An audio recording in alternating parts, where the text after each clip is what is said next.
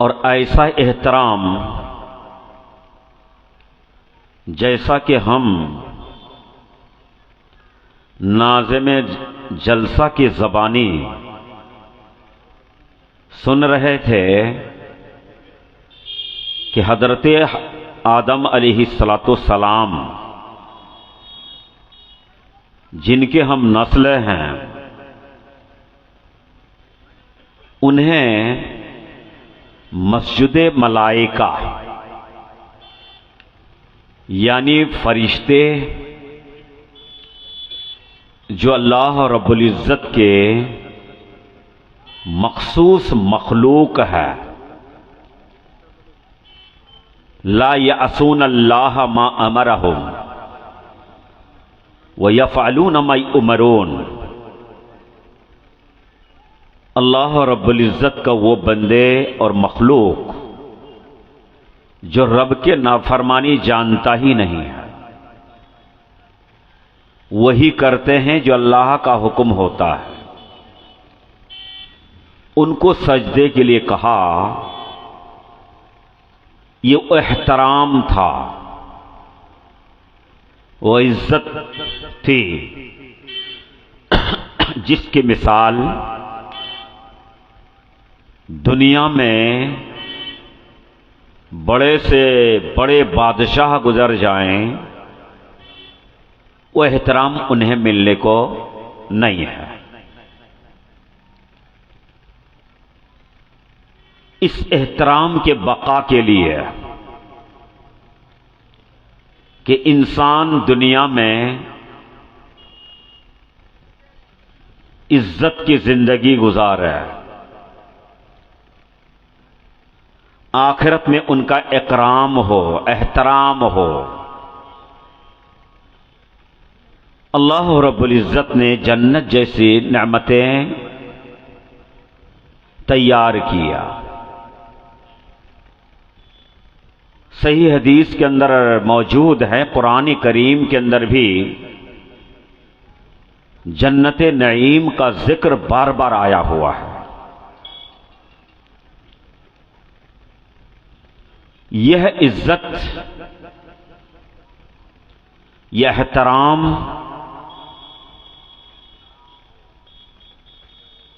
बने उन इंसान को, आवाज आ रही है, बने नो इंसान को कब तक मैसर होगा, इसकी बुनियाद अल्लाह रब्बुल इज़्ज़त ने तालीम को करार दिया। हमें और आपको मालूम है, हमारे खुताबा वाइज़ीन खुतबे जुमा के माध्यम से, इस तरह के जलसे जुलूस के माध्यम से उम्मी तौर पर कुरान करीम की आयत मुबारका पढ़ते हैं, वमा खलक़तुल जिन्न वल इंसा इल्ला लियअबुदून। जिस आयत के अंदर अल्लाह ने मकसद तख्लीक,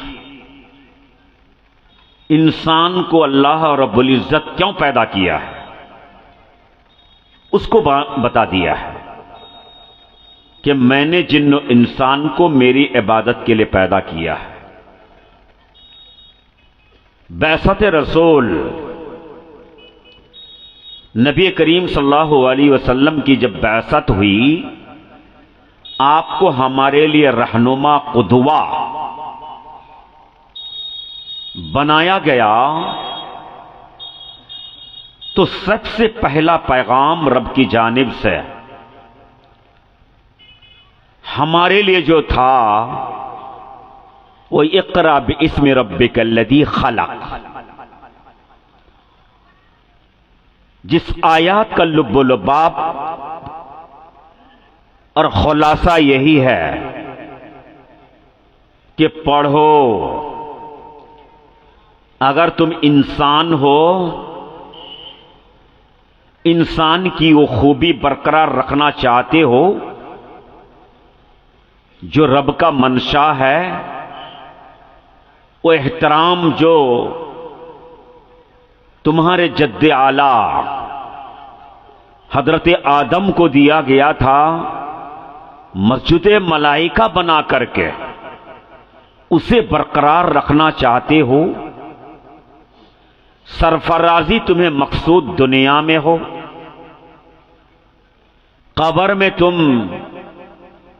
ऐशो आराम की जिंदगी गुजारना चाहते हो,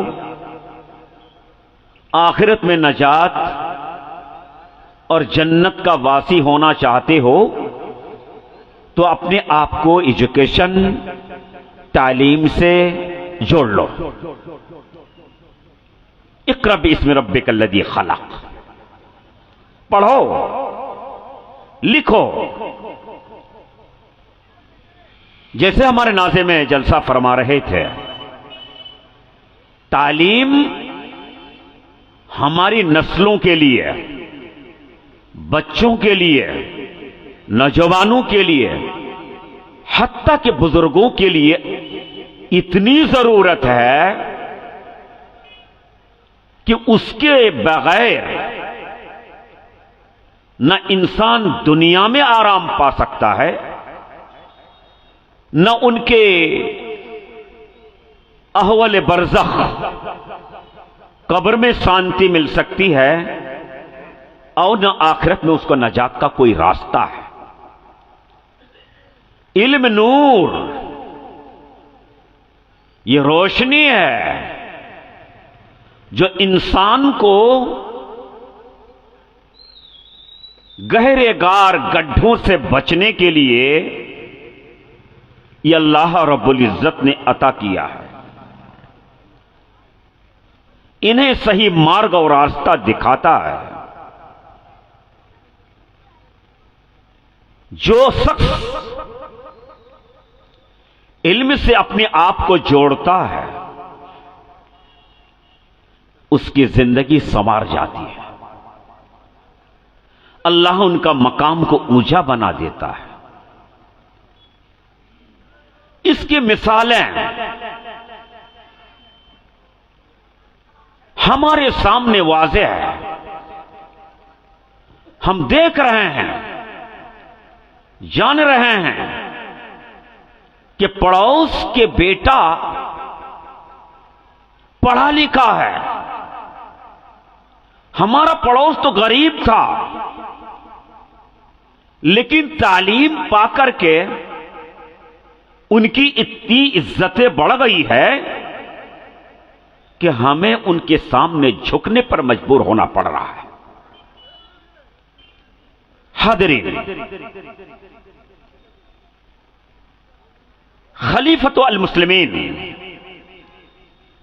हजरत उमर रजी अल्लाह ताला अन्हो की खिलाफत में नाफे इब्नुल हारिस ये मक्के का हाकिम और गवर्नर थे। उस जमाने में मदीना से मक्का या मक्का से मदीना एक इंसान सफर करे तो 9 दिन 9 रात लगते थे। मुलाकात के लिए आ जाते हैं नाफे, जो गवर्नर है, हाकिम है, जिम्मेदार शख्स है।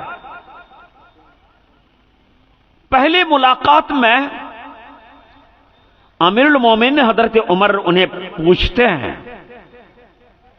मन अखलफ्ता, इतनी बड़ी जिम्मेदारी आप किसके हवाले करके आया? अपनी कुर्सी में किसे बैठा के आया?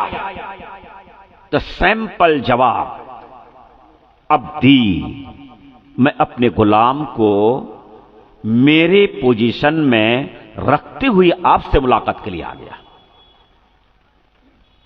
हजरत उमर कहते हैं, इतनी बड़ी जिम्मेदारी पूरे स्टेट का एक गुलाम के हवाले है कि जी, मैंने उन्हें अपनी जिम्मेदारी इसलिए दिया लिअन्नहु हाफिज़ु अल कुरान व आलिमुल फराइज़। गुलाम है लेकिन पढ़ा हुआ गुलाम है। हजरत गिरामी, एक गुलाम जो नाकिस इंसान, उस नाकिस इंसान को इल्म वह मकाम अता करता है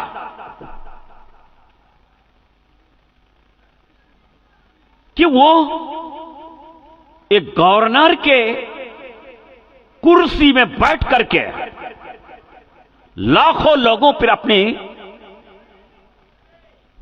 शासन करने के लायक बन जाते हैं।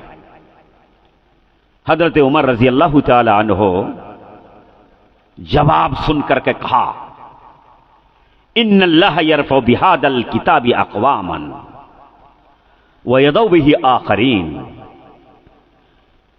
इस किताब के जरिए से अल्लाह एक समाज के, कौम के, बरादरी के मकाम को बड़ा ऊंचा बना देता है।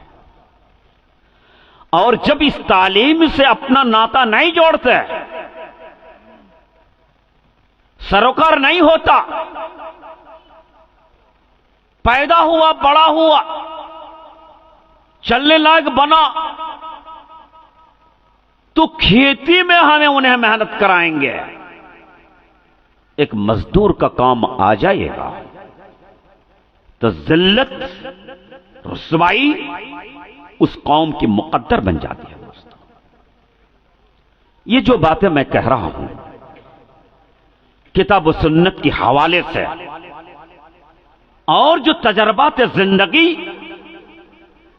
हमारे माहौल और मुआशरा के ताल्लुक से हमें पैदा हो रहे हैं, उसकी रोशनी में दिल की बातों को दिल से जोड़ना चाहता हूं।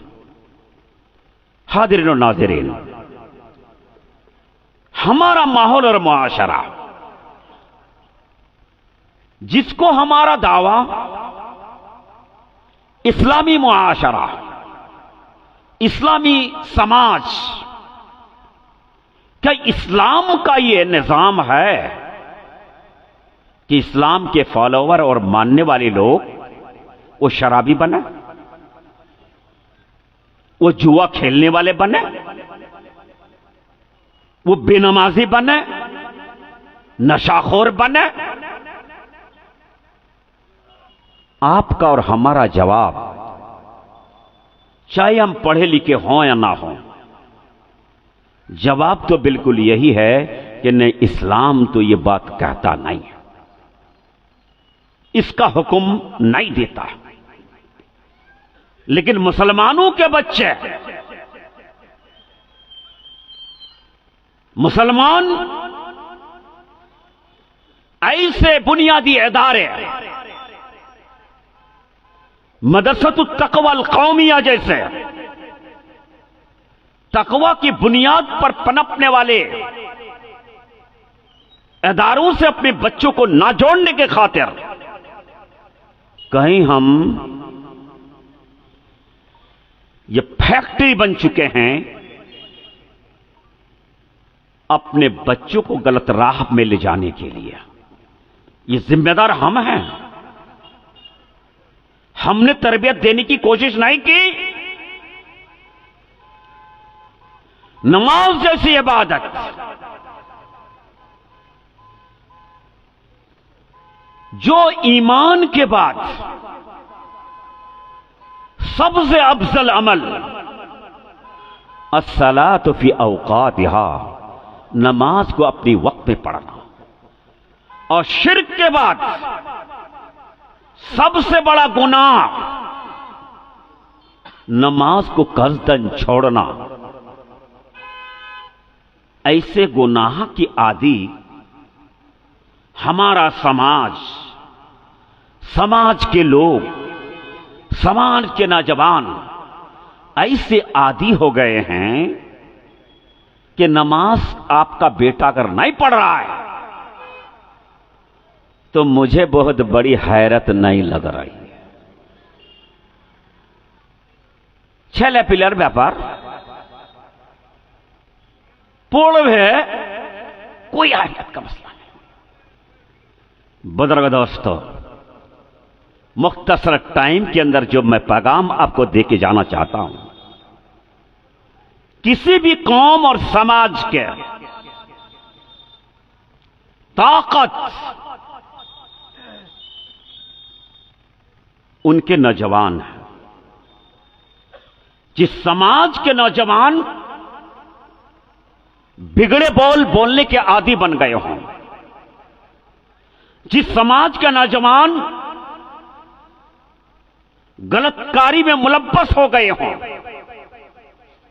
ये समाज कभी भी चिल्लाते रह जाएं, कभी भी ये तरक्की की राह पर गामजन नहीं हो सकते, गारंटी है। नौजवान हमारे समाज के रूह, जिस तरह से एक मजबूत घर तैयार करना चाहते हैं, तो वहां मजबूत पिलर की जरूरत पड़ती है। किसी भी समाज के निर्माण में हमारे नौजवान पिलर का किरदार अदा करता है। इसीलिए नबी करीम सल्लल्लाहु अलैहि वसल्लम सही बुखारी सही मुस्लिम की हदीस के अंदर कहा, मुरु अबनाअकुम बिस्सलाति व हम अबनाउ सबअ सिनीन। ऐ लोगों, बच्चों को तरबियत दो। अभी 7 साल के हो गए हैं तो उनको सिखाओ, तालीम दो, नमाज की तालीम दो। नई आदत पड़ी, 10 साल के हो गए तो उन्हें मार के भी तालीम दो। नबी करीम सल्लल्लाहु अलैहि वसल्लम खाने में बैठे हैं, एक गुलाम, एक बच्चा आपके साथ खा रहा है। बच्चे की तबीयत, प्लेट में कभी हाथ इधर तो कभी इधर, कभी यहां तो कभी यहां। बकरी को देखा है ना, बकरी को बकरी वाले जो चराते हैं तो उसको बांध के चराते हैं कि बांध के नहीं चराएंगे तो बकरी का पेट नहीं भरेगा। कभी यहां से वहां, वहां से यहां, यही करते रहेगा। तो नबी करीम सल्लल्लाहु अलैहि वसल्लम ने उनकी तरबियत दी। कहा, या गुलाम सम्मिल्लाह व कुल मा यली। बच्चा, तुम अल्लाह का नाम बिस्मिल्लाह कह करके खाना शुरू करो और तुम्हारे तरफ के खाना से तुम शुरू करो। यह तरबियत नबी करीम सल्लल्लाहु अलैहि वसल्लम के बहुत अल्फाज है दोस्तों। लेकिन हम अपने नौजवानों को, नस्लों को, वो नस्ल, वो औलाद जिनकी जिंदगी बनाने के लिए हमने अपनी जान की बाजी लगा कर रखा,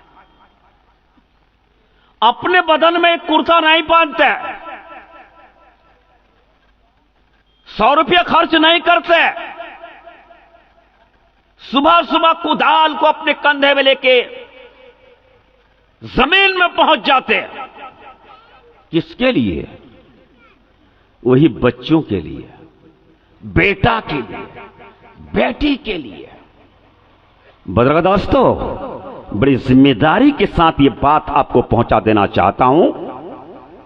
ऐसे बच्चों के लिए करके कोई फायदा नहीं होगा। उस बच्चे को तुम तरबियत दे दो, बना दो। ये परमानेंट प्रॉपर्टी तुम्हारे लिए है। हमारे नौजवान, हमारा शबाब 90% इस हालतों में है को अपनी जिंदगी का मकसद और हदफ नहीं जानता है दोस्तों। क्यों हम पैदा किए गए? हमारी जिंदगी का मंजिल कहां है, मकसद क्या है, हमें पता नहीं। बाप को देखा है कि बाप भी जवान था, फिर बूढ़े हो गए, उनकी औलाद हम हैं, वो भी मर गए या मर जाएंगे और हमारा भी मामला यही रहेगा। जिंदगी का हासिल ये नहीं,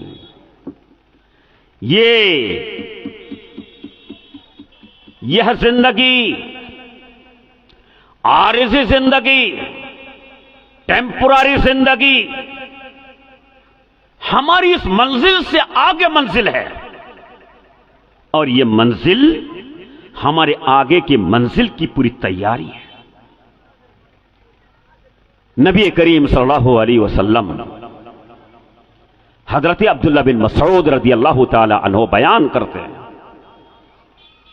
कि अल्लाह के नबी खजूर की चटाई में जिसमें एक चादर तक नहीं सो रहे थे, कद अस्सरा जिसमें ही। तो खजूर के चटाई पे अगर कोई सोए खाली बदन तो पूरे बदन में उसकी तस्वीरें आ जाती है, नक्शा बन जाता है। मुझे देखकर हैरत हुई, अफसोस हुआ। तो मैंने कहा अल्लाह के नबी, आपकी अगर परमिशन हो, इजाजत हो, तो हम आपके लिए कम से कम एक भुट्टिया सब लोग मिलके बना दे तो कम से कम आपका बिछावन हो जाए। नबी करीम सल्लल्लाहु अलैहि वसल्लम ने फरमाया, माली वाली दुनिया, माली व दुनिया, मैं और दुनिया, इससे मेरा क्या ताल्लुक है? इल्ला का राकिबिन इस्तदल्ला अला तहता शजरा, सिर्फ उस राहगीर की तरह, मुसाफिर की तरह जो रास्ते में चलते चलते चलते थक गया, देखा कि एक दरख्त है, थोड़ा सुस्ता लेते हैं वहां पर, थोड़ा सा इसके साए में आराम कर लेते हैं, तो कुछ देर ठहरा और फिर उसको छोड़ करके फिर अपना रास्ता ले लिया। यही तो दुनिया, यही तो दुनिया की हालत है। हजरत जाबिर बयान करते हैं कि एक बार मदीना के गली में हम कुछ सहाबाई किराम नबी करीम सल्लल्लाहु अलैहि वसल्लम के साथ चल रहे थे, तो रास्ते में एक बकरी का बच्चा मरी पड़ी थी। अल्लाह के नबी वहां ठहर गया और कहा, ऐ लोगों, कौन है जो इसको खरीदोगे जी? चलो इसको 1 दिरहम में तुम्हें दे देंगे। अल्लाह के नबी, ये तो बकरी का बच्चा, वो भी नाकिस, मरी है, तो हमें 1 दिरहम में लेके क्या करेंगे? कौन खरीदेगा इसे? क्या फ्री में ले जाओ? क्या अल्लाह फ्री में भी नहीं ले सकते इसको? नबी करीम सल्लल्लाहु अलैहि वसल्लम ने फरमाया, लद्दुनिया अहवन अलल्लाहि मिन हादिही। ये जो बकरी का बच्चा देख रहे हो, इतने भी कीमत अल्लाह रब्बुल इज्जत के निगाह में यह दुनिया की नहीं है। अल्लाह रब्बुल इज्जत कुरान हकीम के अंदर इरशाद फरमाया, अब तक मा आतक अल्लाहु दारल आखिरा वला तनसबा नसीबका मिन दुनिया।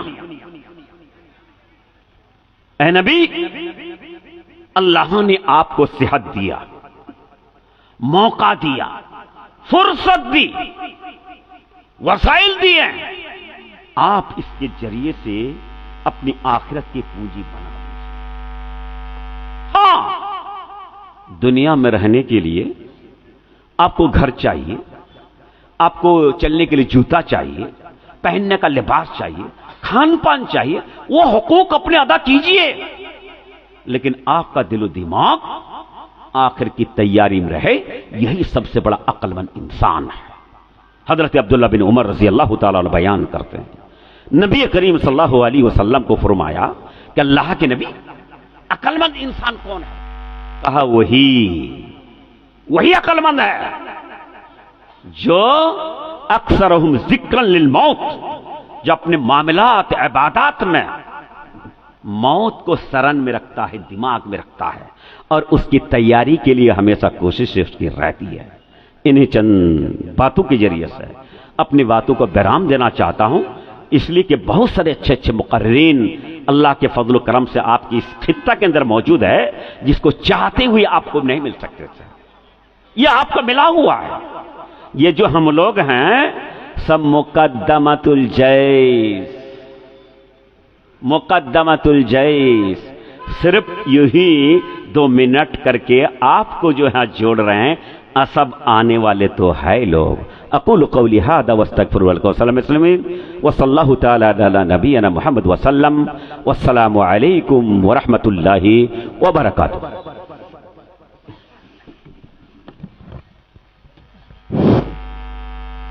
वालेकुम अस्सलाम व जज़ाकुमुल्लाहु अहसनल जज़ा। अपनी खुदी की तौक़ीर खुद बचानी होगी, खुश्क रेतों से तुझे प्यास बुझानी होगी।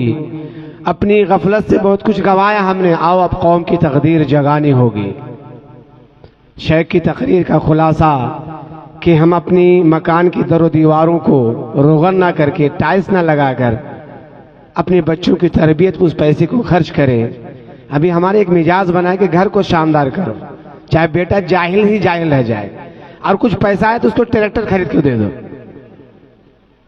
जिस गांव में ट्रैक्टर आ गया, जिस घर में ट्रैक्टर आ गया ना, उस घर का बच्चा कभी नहीं पढ़ पाएगा, वो ड्राइवर ही बनेगा। और जब ड्राइवर बनेगा तो वो नशाखोर भी बनेगा।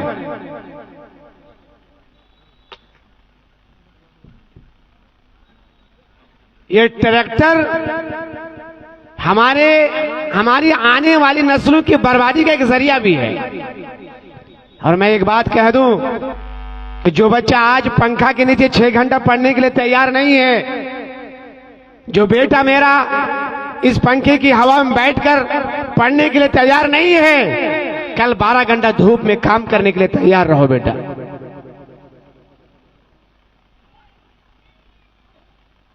दुनिया हम देखते हैं कि दुनिया कहां से कहां पहुंच गई है, उसके बावजूद भी हमारे समाज के लोग अपने बच्चों को पढ़ाने के लिए तैयार नहीं है। अगर कभी खुदा न खास्ता मौलवी साहब ने एक छड़ी लगा दी तो घर भाग गया, बाप के अंदर ये हिम्मत नहीं कि उस बच्चे के गाल पे एक तमाचा रसीद करे और कहे कि जाओ फिर मदरसा पढ़ने के लिए। बॉम्बे भाग जाता है तो बाप खुश हो जाता है कि चलो बेटा कमाने के लिए चला गया। याद रखिए, वक्त से पहले नहीं, नसीब से ज्यादा नहीं मिलेगा। चाहे आपका बेटा पढ़े या नहीं पढ़े, लेकिन उसी को उतना ही मिलेगा जो उसके मुकद्दर में लिखा हुआ है। लेकिन अगर अपने बच्चों को पढ़ा लेंगे तो इज्जत भी मिलेगी, एहतराम भी मिलेगा, वकार भी मिलेगा। इस दुनिया के अंदर भी लोग हमारी चौखट पे आके सजदा करेंगे। और अगर हमने अपने बच्चों को जाहिल बना के रखा तो दुनिया हमें कुछ अहमियत नहीं देगी। अब आपके बीच में उर्दू जुबान में तकरीर हो रही थी, बांग्ला जुबान थोड़ा मजाज को बदलते हैं, मजा भी बदलते हैं। आइए जनाब परवेज आलम नजीरी जो बहुत ही प्यारी और मीठी और शीरी जुबान में तकरीर करते हैं, मैं उनसे अदबन गुजारिश करूंगा कि आए और बांग्ला जुबान में तकरीर फरमाए। जनाब फजीलतुल शेख परवेज आलम नजीरी, मुदर्रिस या उस्ताद दारुल मुस्लिमीन ठवापाड़ा किशनगंज।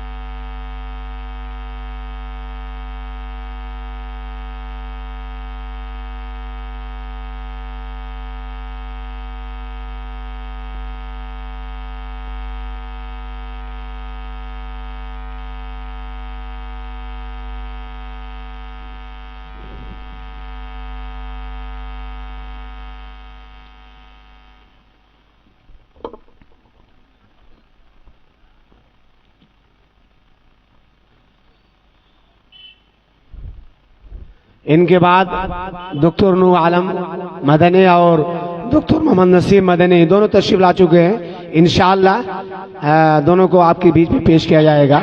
और बहुत ही बाकमाल आलिम दीन है, और जिन नूर आलम साहब खास करके डॉक्टर नसीम मदनी साहब दोनों इंशाअल्लाह एक इबादत दिगर आपके सामने पेश किया जाए।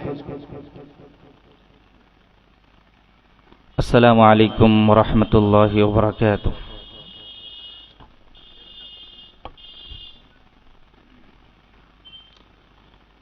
इन्नल हम्दलिल्लाह नहमदुहु व नस्तईनुहु व नस्तगफिरुहु व नऊदु बिल्लाहि मिन शुरूरि अनफुसिना व मिन सय्यिआति अअमालिना। من يهده الله فلا مضل له ومن يضلل فلا هادي له وأشهد أن لا إله إلا الله وحده لا شريك له وأشهد أن سيدنا وحبيبنا ومولانا محمدا عبده ورسوله أما بعد فإن خير الحديث كتاب الله وخير الهدي هدي محمد صلى الله عليه وسلم وشر الأمور محدثاتها وكل محدثة بدعة وكل بدعة ضلالة وكل ضلالة في النار. أعوذ بالله من الشيطان الرجيم. بسم الله الرحمن الرحيم.